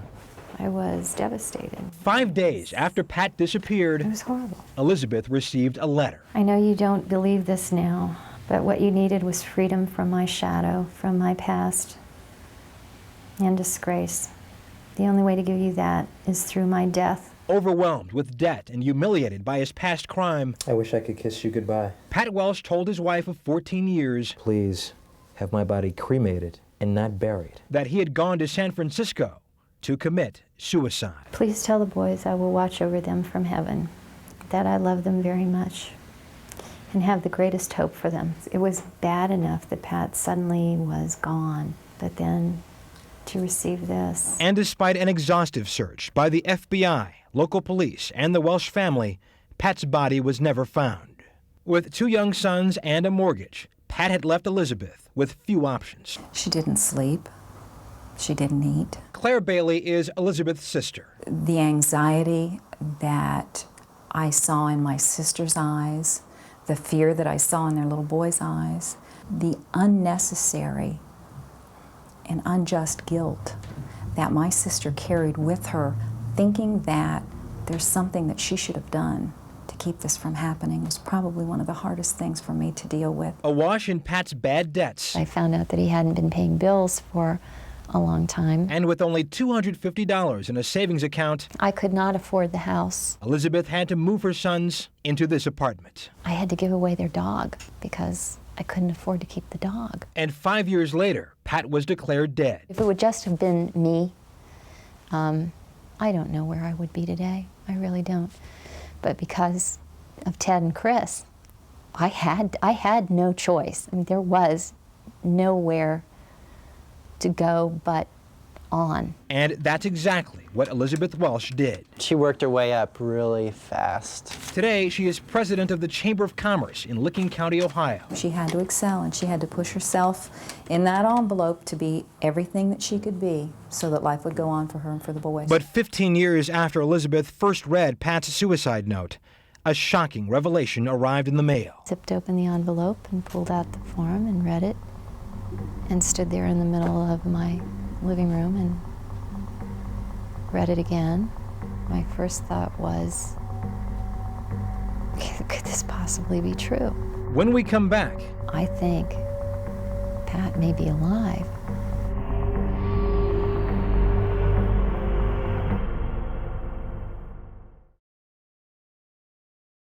I was the one who had to provide the explanations for what was happening. 5 years after Pat Welsh disappeared without a trace, As far as you were concerned, there was no reason for you to think that he was still alive. Elizabeth divorced her husband and had him declared dead. Doesn't seem like a lot to have when you think you're closing a chapter on someone's life, does it? She was then able to collect a small amount of life insurance. I couldn't replace a father in their lives so easily. And some Social Security survivor benefits for her sons. But I could try to make a life for them that meant something. Little did she know, those benefits would later provide the first clue to 15 years of lies and deception. My first thought was, could this possibly be true? Elizabeth received a shocking letter in the mail. The boys' survivor benefits, partial survivor benefits that they had received would have to be paid back within 30 days because the number holder was alive. Actually, the terminology was not deceased. According to the government, Pat Welsh was still alive. I was thinking, wait, Elizabeth. And they were demanding back their $56,000. Basically, I called Social Security and said, what are you guys trying to do here? Sally Testa was an aide to Elizabeth's congressman at the time, John Kasich. I mean, we did what we could. How could you not? With Sally's help, I called a friend I have at the FBI. Elizabeth was starting to grasp a difficult reality. She called me and said, Elizabeth, sit down. Someone named Tim Kingsbury. And I said, well, Sally, I'm sitting. Who fit Pat Welsh's description. And she said, I think this could be your husband. Was using his Social Security number. And you're thinking what? Timothy Kingsbury, who's this? In the winter of 1983, Patrick Welsh left his name and his past behind. and pulled into Galveston, Texas on a bus with just a few dollars in his pocket. Residents say Galveston is a friendly and forgiving city, just the kind of place you might go if you wanted to reinvent your life. He was just a tenant at my mom's house here, and he worked for my mom at Schlotsky's restaurant. Kevin Doherty was just a teenager when a stranger named Tim Kingsbury moved into his mother's boarding house. What'd you think of Tim? Nicest guy I ever met in my life. Kingsbury told Doherty and others that he was a student here at the Galveston branch of the University of Texas Medical School. Would it surprise you to know that we checked with the folks at the medical school and they said he was never enrolled there? Very much so, because I know his books were all there, and he always seemed to be studying very diligently. It was the first of many deceptions as Tim Kingsbury slowly established himself in Galveston society. In his early years, he developed a reputation as a local character, writing for a small newspaper. He wrote about learning to scuba dive, to sail, and running a marathon, complete with photos of himself. Responding to a feature on Galveston's eligible bachelors, the man who had abandoned his wife and 2 sons wrote, quote, "Can you imagine my surprise to find out I was not mentioned?" For a man on the run, Kingsbury didn't act like a man with much to hide. 6 months after his arrival, he was hired as a part-time publicist for the prestigious Galveston Historical Foundation, referred to as GHF. He was eventually appointed president. This is a recording of his acceptance speech. GHF is where I learned and grew professionally. It's through GHF that I fell in love in every sense of the word. While working at the foundation, he met Ann Anderson, a woman from a prominent Galveston family. He moved into her waterfront home, where they lived together for 10 years. Kingsbury eventually made his way into the inner circle of Galveston society, known as BOI, Born on the Island. He just was a standout in helping the community and helping people. He became close with Ann's brother, Vandy. Another beautiful sunrise on Galveston Island this morning. Part owner of the local radio station. Vandy Anderson reporting, KGBC News. Kingsbury later worked for him as general manager and reporter. This was Tim Kingsbury's office. He's done what I think a radio station manager should do, and that is to get involved in the community. These are various civic groups that he worked on and just some symbols of their appreciation for what he'd done. Kingsbury made other close friends, all prominent Galvestonians. The passion that he poured into getting the schools improved in our community, matched my own, and I have little children. Sheila Lidstone works for the local school district. He didn't come in with a lot of flash and I'm going to be in charge. He just gradually built his way into our hearts. Dr. Brent Maisel says Kingsbury was his best friend. I only know Tim Kingsbury, don't know Patrick Welch. Gerald Sullivan, a businessman and cattle rancher. I can truthfully put my hand on a Bible and swear that I know of nothing bad about Tim Kingsbury. But even his friends had some suspicions along the way. I wondered when we were having the school bond election, what would make a young man with no children who's not married get so involved. He never really talked about his family, and I thought obviously something very onerous had happened in his life that was so horrible that there was no way he could discuss it. And again, I was one of his closest friends. But they didn't ask, and Kingsbury didn't tell. In Texas, there's an old saying, you don't ask a man how many cattle he has. If he wants you to know, he'll tell you. For 13 years, he lived in Galveston, a pillar of the community. Then one day, late in the winter of 1996, everything started to unravel. We had a citizen who came to us. Mike Guarino, Galveston County District Attorney. He had seen certain things at the radio station in the office of Tim Kingsbury that looked funny. A co-worker had come across forgeries. Some partially filled out Social Security cards, a birth certificate or two. Now, just after you had seized those fraudulent documents, did you have suspicions about him? Certainly. Did you think that maybe he wasn't Tim Kingsbury? Oh, absolutely. At that point, Kingsbury confessed everything to the DA and to his friends. It's devastating to hear that someone that you talk to just about every day has a whole nother life that you didn't know about.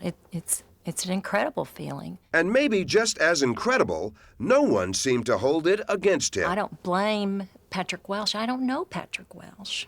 We know Tim Kingsbury. We're not talking about a rapist, a mugger, a murderer. He wasn't that awful a person. I don't think that I've been deceived. I have many emotions, but being deceived is not one of them. What about Patrick Welsh's wife and children? I'm only in a position to judge what he's done here, and that's been remarkable. They should have had those 15 years, they'll say. And they're right. I mean, they missed out. Kids missed out, family, community. I guess I really don't blame his wife for being angry. Gerald Sullivan's wife, Suzanne. But he has suffered. I mean, he's had his own hell these 15 years. Well, why are you so willing to forgive? I guess that's the question. You all here in this room are willing to forgive him for the deception. He didn't hurt us. How did he hurt us? I mean, all he ever did here was good. There's no reason not to forgive him. Would you accept him back here? In a heartbeat. In a heartbeat. No question about it. He faked his own death to his wife and his children for 15 years. They thought he was dead. To do that kind of thing, to leave every single thing you ever had behind, everybody you knew behind, and get on a bus penniless and just ride to the end of the line is an act either of incredible cowardice or incredible bravery born out of desperation. Which do you think it was? I think it was bravery born out of desperation. Kingsbury pleaded guilty to forgery and got 4 years probation, along with a $2,000 fine. But word of his false identity never got out into the community, never made the newspapers, never made the local news. I think it is out of respect for Tim that people didn't gossip and didn't talk. People in the courthouse knew, people in the probation office knew, lots of people knew.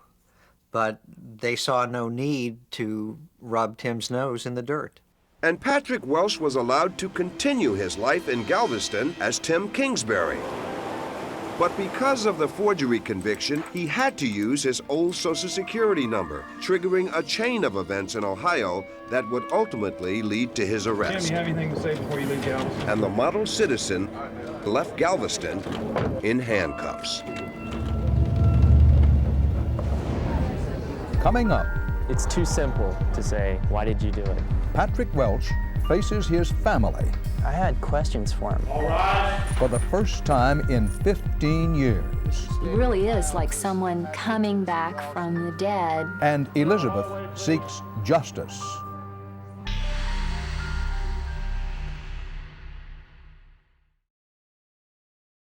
Attention, the terminal contact staging a sky cab with one electric cart, gate B12. I don't have a sense of anger in this, but I do have a very strong sense of justice. Mr. Welsh, why did you fake your own death? I know that if this were any other person, Mr. Welsh, is it really to be bad? other than Patrick Welsh, You glad to be maybe getting this thing behind you? a charming, articulate, handsome man. Do you have anything to say to your ex-wife and your two sons who haven't seen you in the last 15 years? But that person already would have been behind bars. When Elizabeth Welsh discovered her ex-husband was alive and well, she had a difficult decision to make.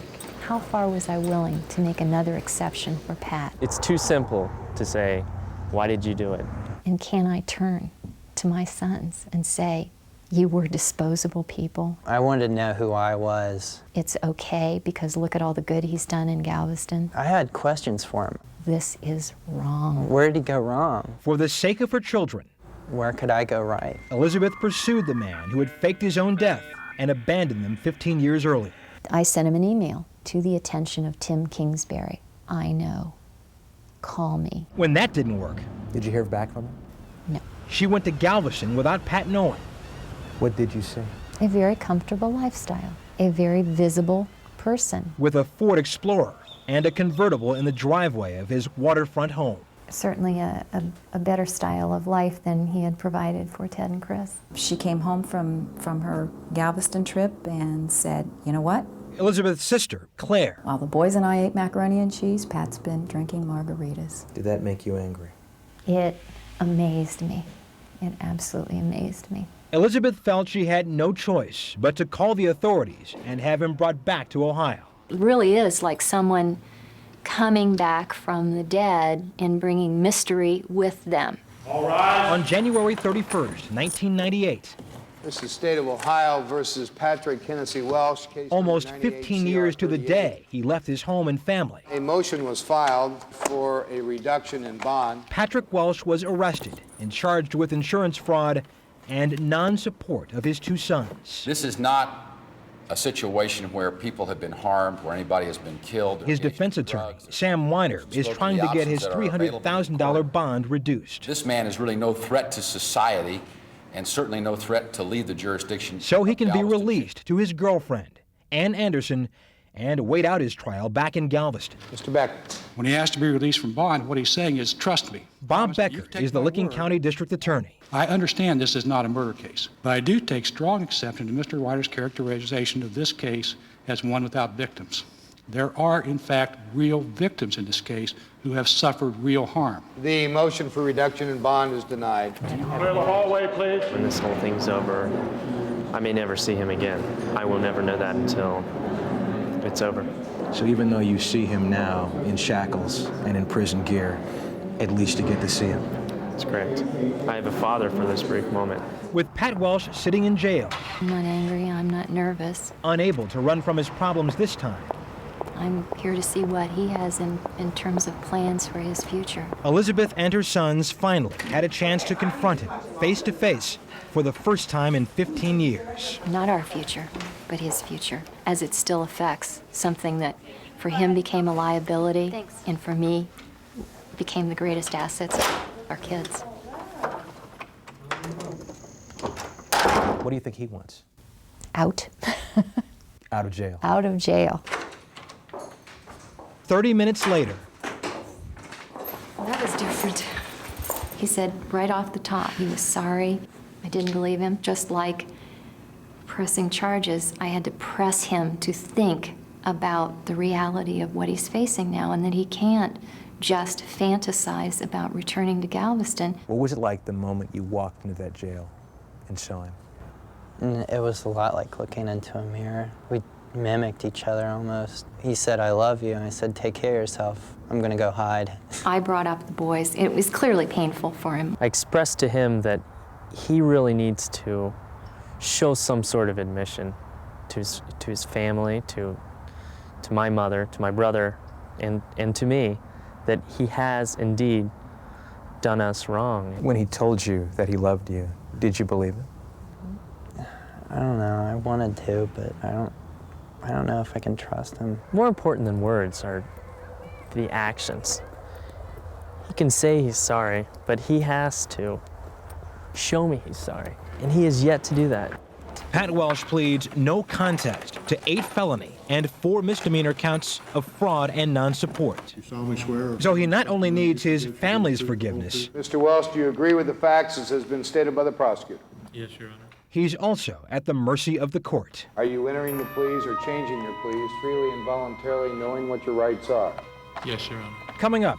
You have no conscience, your acts were cowardly, and they were criminal. Judgment Day for Patrick Welsh. And for that, you will be punished. But first, you'd have to lift up a low rock in a wet place to find anybody as sorry as he is. The tide turns in Galveston.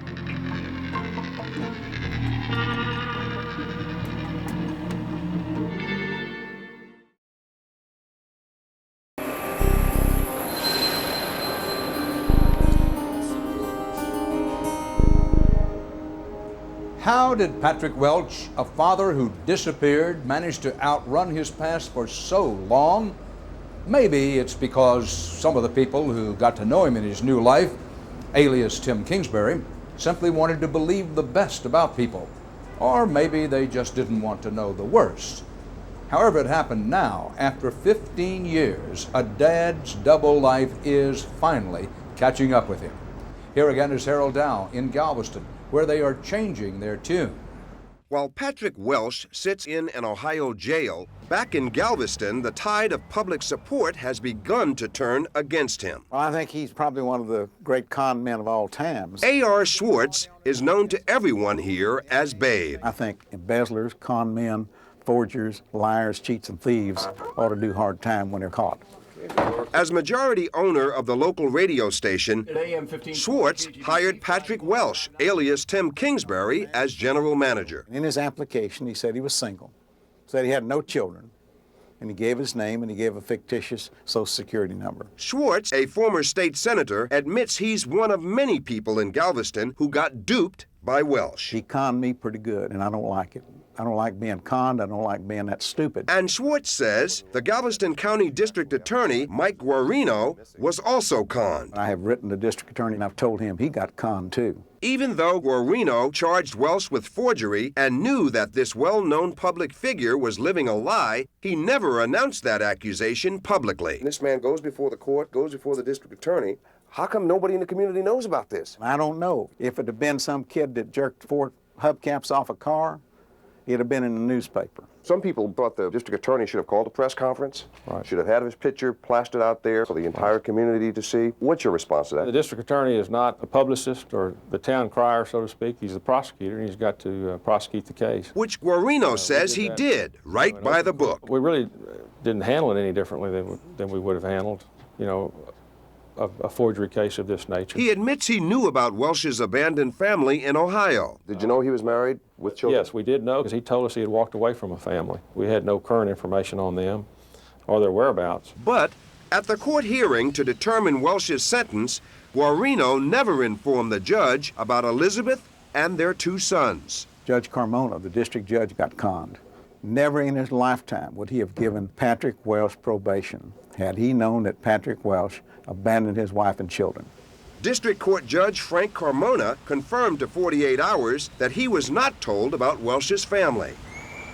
Guarino says he never brought it up because it was not a legal issue relevant to the forgery case. Did you feel it was your responsibility to try to seek out and locate the wife, the children of Patrick Welsh? No, at the time we did not. We did not think about it. We had notified all the agencies that we thought were proper, including the Ohio side of the equation. We thought they would seek them out, but we really didn't think about it. Hindsight's 20/20.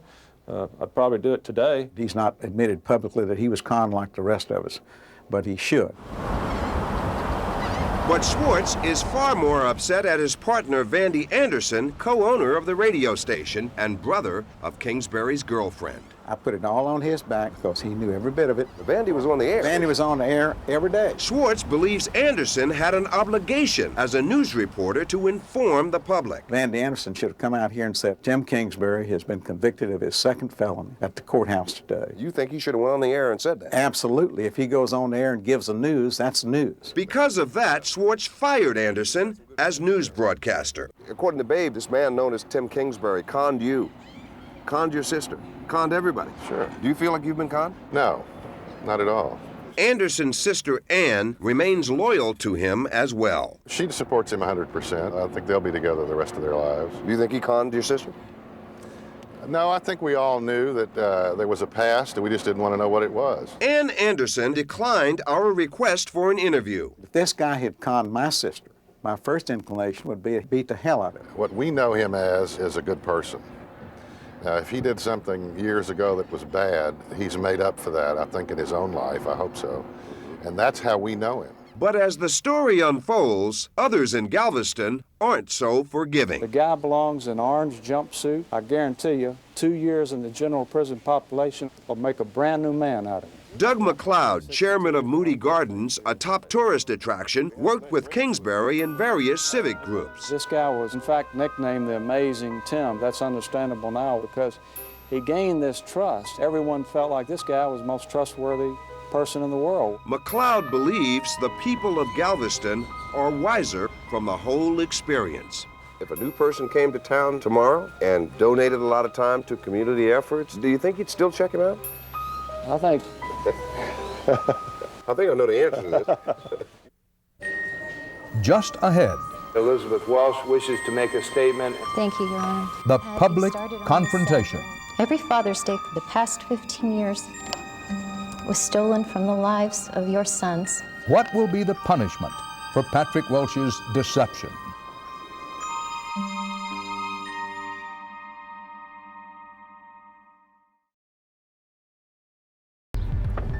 You're telling me you're not angry at this man? I'm not angry with this Not man. even a little bit. I don't believe so. It's been 7 months since Patrick Welsh was brought back from the dead. He has chosen his course and I have chosen mine. And today, I feel that I have done the right thing for my sons. Judgment Day, for the charges of non-support and insurance fraud. Pat maintains that he believes he did the right thing when he deserted us. Besides facing his punishment, This is State of Ohio versus Patrick Hennessy Welsh. Pat Welsh must also face his family, including his own father. Elizabeth Welsh comes to court with a new look and new determination that what she did was right. Today's date is May 21, 1998. We're here today for the purposes of sentencing. I've made it clear from the beginning that I believe a term in prison is appropriate in this case. It seems to me this is this man's third felony conviction. For that fact alone, he ought to go to prison. Welsh has pleaded no contest. This court finds that the defendant is guilty as charged. And will be sentenced by Judge Gregory Frost. Coming now to the matter of sentencing. But first, The court has been informed that Elizabeth Welsh wishes to make a statement, and also Christopher, I believe, wishes to make a statement. Ms. Welsh? Thank you, Your Honor. Pat, you started on this sad journey by stealing money from Ohio State University, from your father, and from mine. You took our love, you took our trust, you took our innocence, our home, and any hope we had for a normal life. Every trip to Colorado, every South Padre Island vacation, every Christmas, every Easter, every 4th of July, every Father's Day for the past 15 years was stolen from the lives of your sons. Instead of being a father that they can respect and emulate, you were a 50-year-old kept man. And what was I to make of your last letters to me? Do you remember what you wrote? You are my light and my deepest love. You know how much I treasure life. I treasure you and your future more. You know how much you are a part of me, so I hope you know that a part of me will live on. Know that there was no one on earth that I cherished more. But you did cherish someone more, Pat, and that person was you. I'm sorry for you, Pat. Christopher, do you wish to make a statement? Yes. Come forward. How can you turn your back on a family that loves you? How can you in one breath say you love somebody and then turn your back and run? How for 15 years can you never call your sons and say hello? How can you look me in the eye right now? I hope you'd think about this and maybe give me some sort of reply. Finally, Mr. Welsh, is there anything you wish to say before the court pronounces sentence in this matter? Yes, Your Honor. You may proceed. Ted and Chris, I love you deeply. I really do. The great sadness of my life is that because of what I've done, you may never know how much I love you or how much I missed you. Peachy, I'm sorry. You did a wonderful job with the boys. I'm sorry for what I've done. And I'm ready to continue my punishment. Thanks. Thank you, Mr. Welsh. And finally, with Elizabeth, Chris, and Pat's father, Richard, watching. You have no conscience. Your acts were cowardly, and they were criminal. His sentence. And for that, you will be punished. You therefore have a total sentence to be served of 4 years at the Orient Correctional Receiving Center. There is restitution to be made, and you will pay every penny of that. 4 years of prison and over $92,000 in fines. Is this ever going to be over for you? It doesn't come to closure exactly, but this part of it does. The hurtful part of it that involved deception, betrayal, hardship is done. It's done. Now it gets settled. The debts get paid, and we all go on. Next, I know I did bad things. I know I did terrible things. Pat Welsh tells his side of the story. I need to explain that I never stopped being a loving father.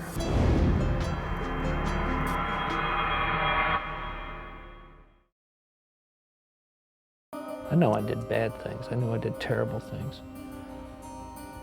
But I tried once and for all to make something positive of my life in Galveston. Patrick Welsh has never spoken publicly about his disappearance. I need to explain that I never stopped being a loving father. Until now. I did this thing to make life better for my boys without having to live under the shadow of this criminal who was Pat Welsh. We've seen pictures of you with the boys, and you look so happy.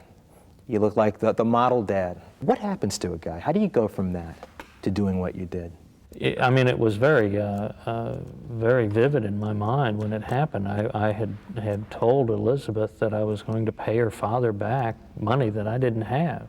That was January 21st, 1983, the day Pat Welsh disappeared. I thought there was some way I could get that money, and when I couldn't get that money, I knew that what was going to ensue was just the disintegration of everything. And I said, this is it. This is the moment that I have to just go kill myself. Did you really intend to kill yourself? Absolutely, absolutely. I went to the edge of the pier. I was a bad person to myself.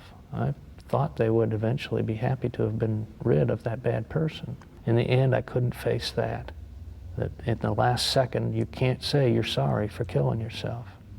The person that I just saw on those tapes was acting. 48 Hours showed Pat's interview. I did a bad thing. To Elizabeth and her son. My interpretation was that he was acting the part of someone who was supposed to be contrite, who dearly loved his sons and was really trying to do the right thing by them. How did you come up with the name Tim Kingsbury?